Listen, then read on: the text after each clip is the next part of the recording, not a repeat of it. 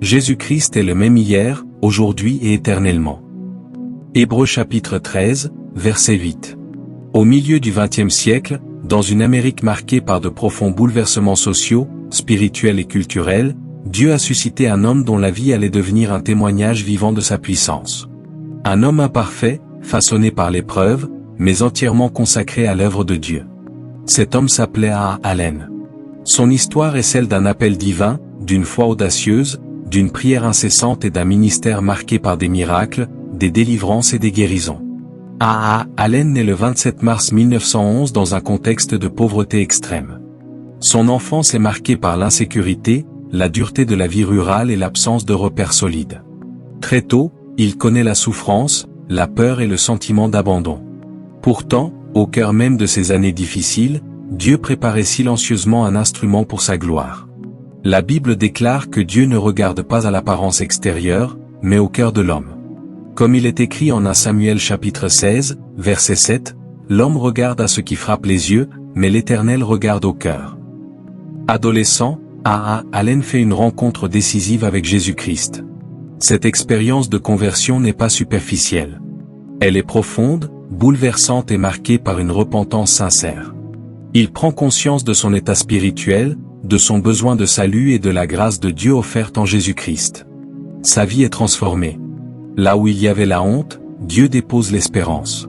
Là où il y avait la peur, Dieu fait naître la foi. Peu de temps après, Allen ressent un appel clair au ministère. Cet appel devient une conviction profonde, un feu intérieur qui l'accompagnera toute sa vie. Cependant, avant que Dieu ne l'utilise publiquement, il l'emmène dans l'école du secret. La vie de A.A. Allen est profondément enracinée dans la prière.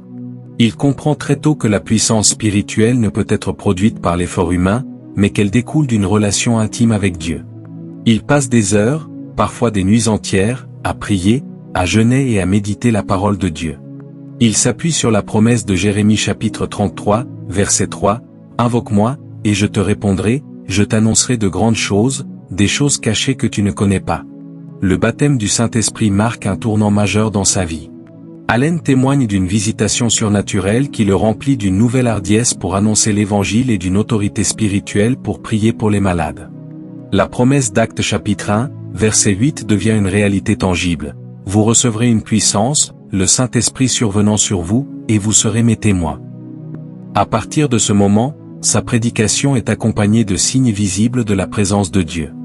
La puissance qui accompagnait le ministère de A.A. Allen ne peut être comprise sans considérer un élément fondamental de sa vie spirituelle, la prière et le jeûne.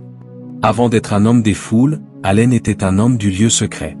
Il croyait fermement que toute autorité spirituelle visible devait d'abord être forgée dans une communion invisible avec Dieu. A.A. Allen enseignait que la prière n'était pas une activité secondaire du ministère, mais son fondement même. Il répétait souvent que les miracles publics naissaient dans les combats privés.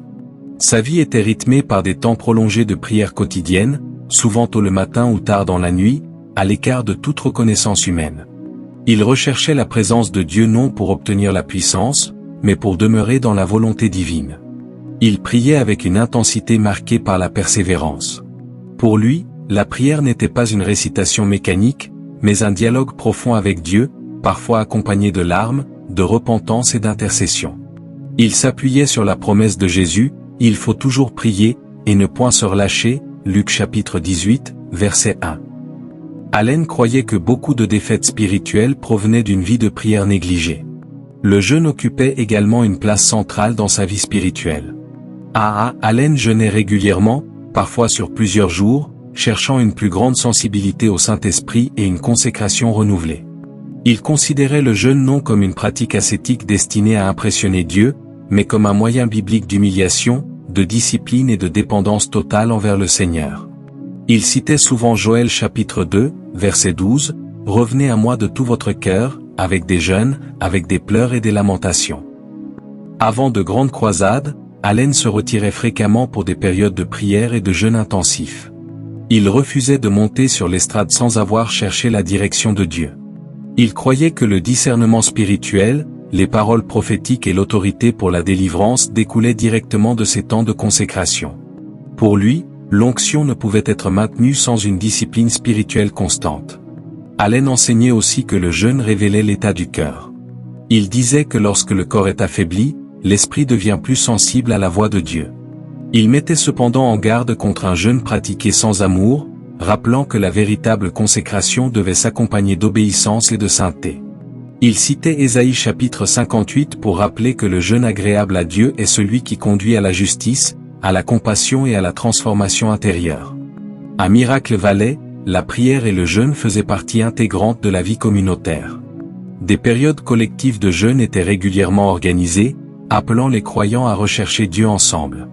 Allen croyait que le réveil ne pouvait venir que lorsque le peuple de Dieu s'humiliait et priait, selon la promesse de 2 Chroniques chapitre 7, verset 14, « Si mon peuple sur qui est invoqué mon nom s'humilie, prie et cherche ma face, alors je guérirai leur pays. » Il enseignait également que la prière et le jeûne étaient essentiels dans le combat spirituel. Concernant la délivrance, il rappelait les paroles de Jésus, « Cette sorte de démon ne sort que par la prière et par le jeûne » Matthieu chapitre 17, verset 21, selon certaines traductions. Pour Allen, certaines chaînes spirituelles ne pouvaient être brisées qu'au prix d'une consécration profonde. Malgré ses faiblesses humaines, Allen demeurait convaincu que la clé de toute victoire spirituelle résidait dans une dépendance constante à Dieu. Sa vie de prière témoigne d'un homme conscient de ses limites, cherchant continuellement la grâce et la force divine. Il croyait que la prière n'était pas seulement un moyen d'obtenir des réponses, mais une manière de demeurer aligné avec le cœur de Dieu. La vie de prière et de jeûne de Allen demeure l'un des aspects les plus puissants et les plus instructifs de son héritage. Elle rappelle que la véritable onction ne s'improvise pas, qu'elle se cultive dans le secret, la discipline et l'humilité. Son exemple lance un appel clair aux croyants de toute génération, revenir à une vie de prière fervente, de jeûne sincère et de dépendance totale envers Dieu. Comme le déclare l'Écriture, « Approchez-vous de Dieu, et il s'approchera de vous » Jacques chapitre 4. Pour Allen, cette vérité n'était pas seulement un verset biblique, mais un mode de vie. Dans les années 1950, le ministère de Allen prend une ampleur nationale. De grandes tentes sont dressées à travers les États-Unis, attirant des foules de plusieurs milliers de personnes. Les malades, les affligés, les rejetés et les désespérés viennent avec un espoir, celui de rencontrer Jésus-Christ. Allen proclame un message simple mais puissant, centré sur la croix, la foi et la guérison divine. Il rappelle inlassablement la vérité du psaume 107, verset 20, « Il envoya sa parole et les guérit, il les fit échapper de la fosse. » De nombreux témoignages affluent. Des aveugles déclarent recouvrer la vue. Des sourds entendent pour la première fois. Des personnes paralysées se lèvent et marchent. Des maladies incurables disparaissent. Mais au-delà des guérisons physiques, de nombreuses personnes expérimentent une délivrance spirituelle profonde.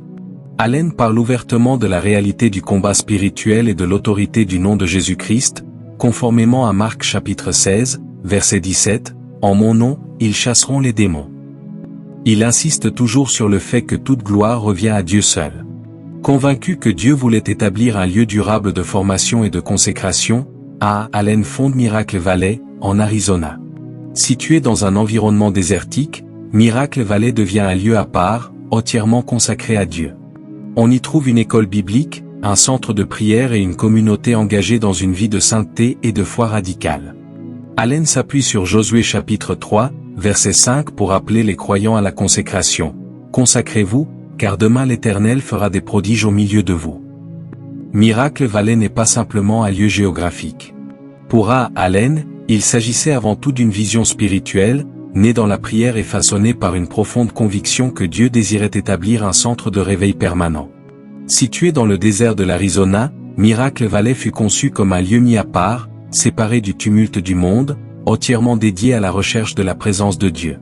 Allen croyait que Dieu l'avait conduit dans ce désert comme il avait autrefois conduit Moïse, Élie et même Jésus, afin de parler au cœur de son peuple. Le choix du désert n'était pas un hasard. C'était un symbole fort, un endroit où l'homme ne peut compter ni sur ses ressources naturelles ni sur ses forces humaines, mais uniquement sur Dieu.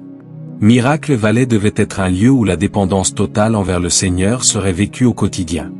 Au cœur de Miracle Valley se trouvait une école biblique destinée à former des hommes et des femmes appelés au ministère. Mais contrairement à de nombreuses institutions théologiques traditionnelles, l'accent n'était pas mis uniquement sur la connaissance intellectuelle des Écritures. Allen insistait sur la prière, la consécration personnelle, la sainteté et la sensibilité au Saint-Esprit. Il enseignait que la connaissance sans l'onction était insuffisante pour transformer des vies. La vie quotidienne à Miracle Valley était rythmée par des temps prolongés de prière collective, d'adoration et d'études bibliques. Les étudiants et les résidents étaient encouragés à jeûner régulièrement et à rechercher une relation intime avec Dieu. Allen rappelait souvent les paroles de Josué chapitre 3, verset 5. « Consacrez-vous, car demain l'Éternel fera des prodiges au milieu de vous. » Pour lui, la consécration était la clé indispensable pour voir la puissance de Dieu se manifester. Miracle Valley devint rapidement un centre spirituel influx. Des croyants venaient de tout le pays, et même de l'étranger, pour passer des semaines ou des mois dans ce lieu. Certains arrivaient brisés, fatigués ou désillusionnés. Beaucoup repartaient transformés, renouvelés dans leur foi et convaincus de l'appel de Dieu sur leur vie. De nombreux ministères virent le jour après des saisons passées à Miracle Valley, dans la prière et la recherche de la volonté divine. Allen voyait Miracle Valley comme un lieu de restauration autant que de formation. Il croyait que Dieu voulait y guérir les cœurs autant que les corps, relever les âmes découragées et préparer une génération d'hommes et de femmes remplis du Saint-Esprit. Il enseignait que le véritable réveil commence toujours par la repentance, l'humilité et une profonde faim de Dieu. Les réunions qui s'y tenaient étaient souvent marquées par une atmosphère intense de la présence de Dieu. Des témoignages parlent de personnes profondément touchées lors de simples temps de prière, sans prédication spectaculaire. Allen insistait sur le fait que Miracle Valley n'était pas destiné à glorifier un homme, mais à élever le nom de Jésus-Christ seul.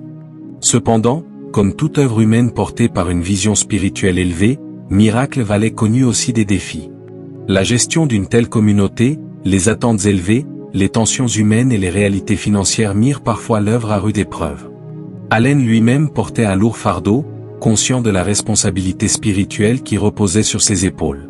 Ces défis rappellent que même les lieux consacrés à Dieu sont habités par des hommes imparfaits.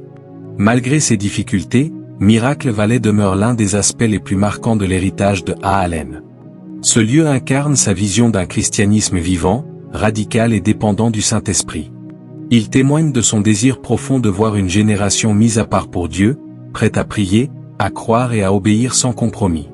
Aujourd'hui encore, lorsque l'on évoque Miracle Valley, beaucoup se souviennent non seulement d'un lieu, mais d'une atmosphère spirituelle particulière, d'un appel à la consécration et d'une invitation à rechercher Dieu de tout son cœur.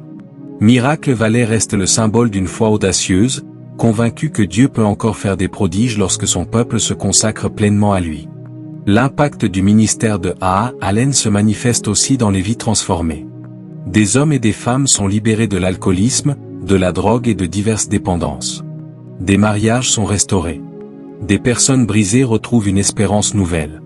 La parole de 2 Corinthiens chapitre 5, verset 17 prend vie, « Si quelqu'un est en Christ, il est une nouvelle créature. Les choses anciennes sont passées, voici, toutes choses sont devenues nouvelles. » L'un des aspects les plus novateurs et stratégiques du ministère de A. Allen fut son usage pionnier des médias pour propager l'Évangile, la foi en la guérison divine et l'appel à la repentance. À une époque où la télévision et la radio chrétienne en étaient encore à leur début, Allen comprit très tôt que les médias pouvaient devenir une chaire mondiale, capable de toucher des millions de personnes au-delà des limites physiques des tentes d'évangélisation. A. Allen croyait que l'ordre de Jésus « aller par tout le monde et prêcher la bonne nouvelle » devait être accompli avec les moyens disponibles de chaque génération. Pour lui, la radio, la presse écrite et la télévision n'étaient pas des outils mondains, mais des instruments que Dieu pouvait sanctifier pour atteindre les âmes. Il considérait les médias comme une extension directe du ministère apostolique décrit dans le livre des Actes. La radio fut l'un de ses premiers canaux majeurs. Ses émissions étaient diffusées sur de nombreuses stations à travers les États-Unis, parfois quotidiennement. Par la radio, Allen prêchait la foi, appelait à la repentance, enseignait sur la guérison divine et priait pour les auditeurs. De nombreux témoignages rapportent que des personnes ont expérimenté des guérisons ou une profonde conviction spirituelle simplement en écoutant ces messages depuis leur domicile. Allen rappelait que la foi vient de ce que l'on entend, conformément à Romains chapitre 10, verset 17. Parallèlement à la radio, A. Allen développa un ministère de presse écrite très actif. Il publia des magazines et des bulletins réguliers qui relataient les croisades, les témoignages de miracles, les enseignements bibliques et les appels à la consécration. Ces publications circulaient à grande échelle, atteignant des foyers qui n'auraient jamais pu assister physiquement à ces réunions. Allen utilisait ces supports pour nourrir la foi, encourager la prière et maintenir un lien spirituel avec les croyants. La télévision représenta une étape décisive dans l'expansion de son ministère. Allen fut l'un des premiers évangélistes de guérison à investir massivement ce média. Ses émissions télévisées diffusaient des extraits de croisades, des prédications, des temps de prière pour les malades et des témoignages filmés de guérison. À travers l'écran, des millions de téléspectateurs purent voir ce qu'ils n'avaient auparavant qu'entendu raconter. Pour Allen, montrer l'œuvre de Dieu n'était pas de la mise en scène, mais un moyen de glorifier Jésus-Christ et de fortifier la foi. Il croyait profondément que voir les œuvres de Dieu pouvait aider les cœurs incrédules à croire, tout comme les miracles visibles de Jésus avaient suscité la foi dans les évangiles. Ces émissions étaient souvent simples dans leur forme, mais puissantes dans leur contenu, centrées sur la parole de Dieu et l'appel à une foi personnelle en Christ. Allen utilisait également les médias pour mobiliser la prière. Il appelait régulièrement les auditeurs et les téléspectateurs à prier avec lui, à jeûner pour le réveil et à intercéder pour la nation. Il voyait les médias non seulement comme un outil de diffusion, mais comme un moyen de rassembler spirituellement le peuple de Dieu autour d'un même objectif, rechercher la présence divine.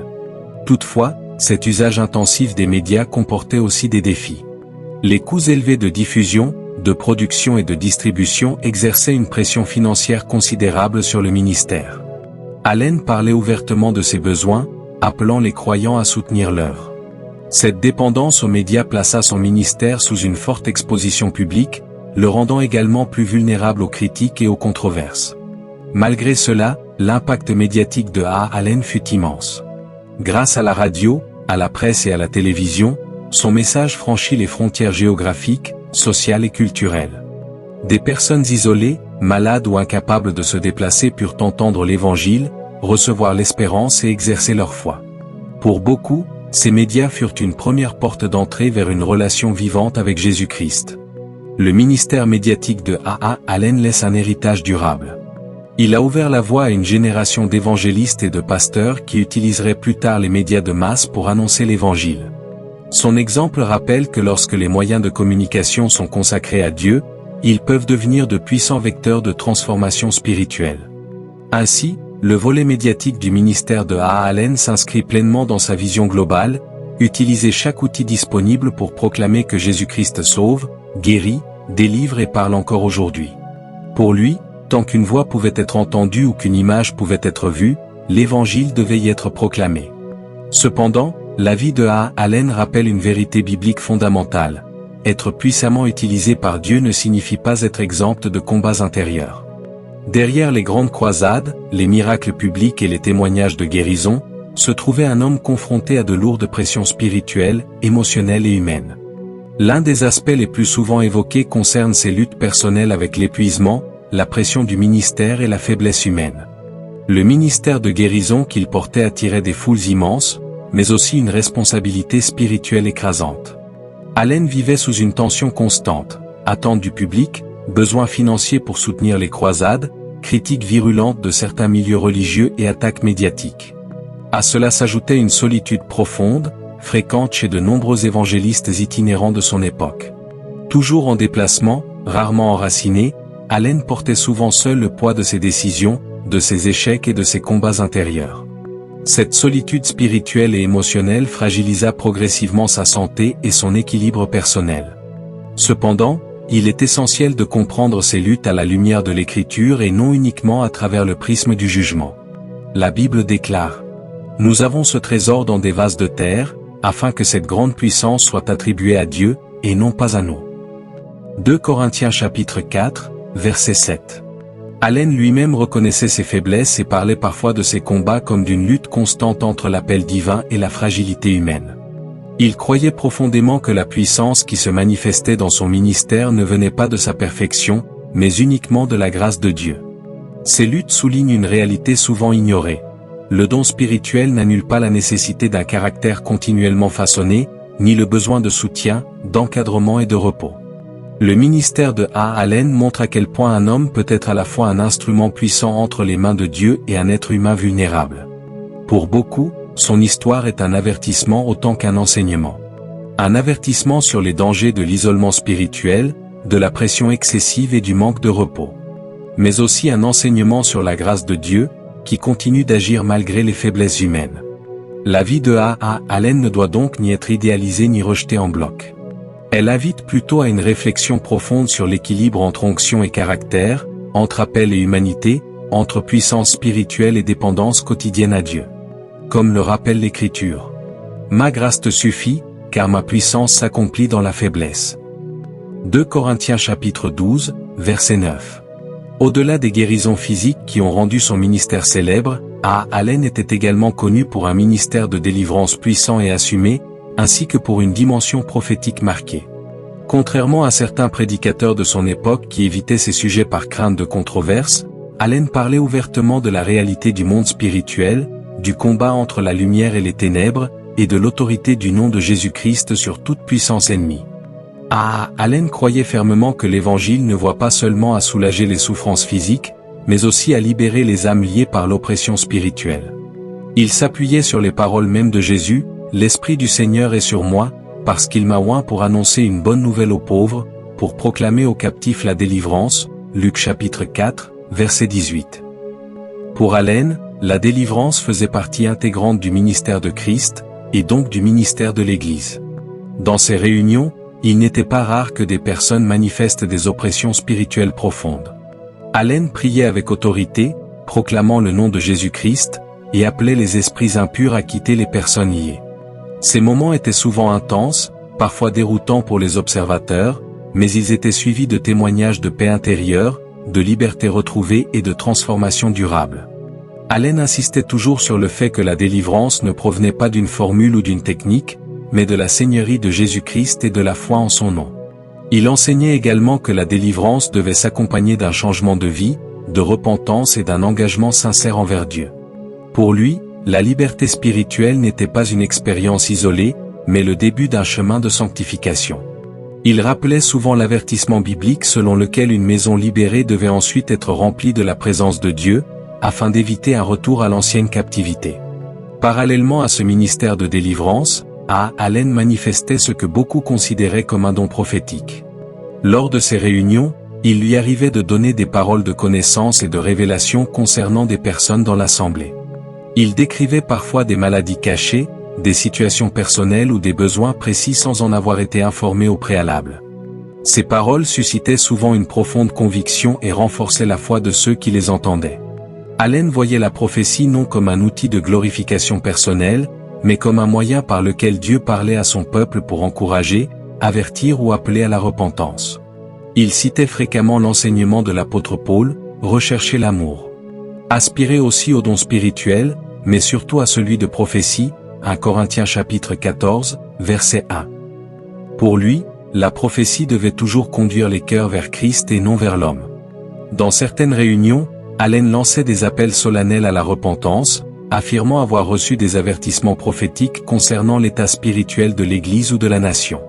Ces messages, parfois durs, appelaient à un retour à la sainteté, à la prière et à la crainte de Dieu. Il croyait que le réveil véritable ne pouvait venir sans une repentance authentique et une séparation du péché.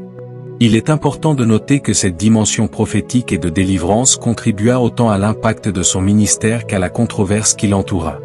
Certains furent profondément touchés et transformés, tandis que d'autres furent troublés ou critiques.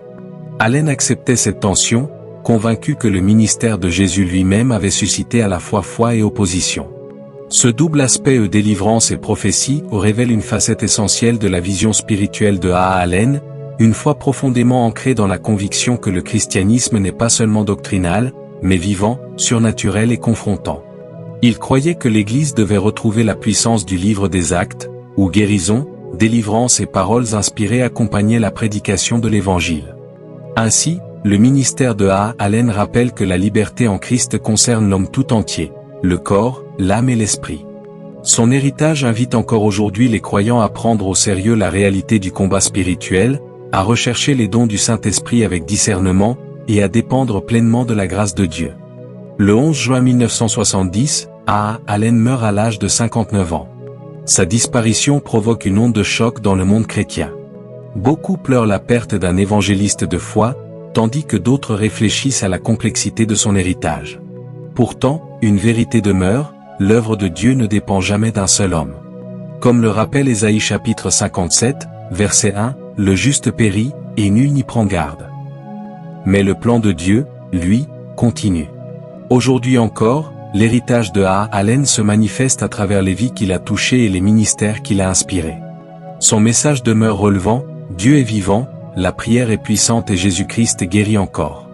Jacques chapitre 5, verset 16 le proclame avec assurance, la prière fervente du juste a une grande efficacité. La vie de A. Allen lance un appel à chaque génération de croyants, rechercher Dieu avec sincérité, vivre une foi authentique et s'attendre à l'intervention surnaturelle du Seigneur. Car le Dieu des miracles n'a pas changé, et il continue d'agir aujourd'hui comme hier.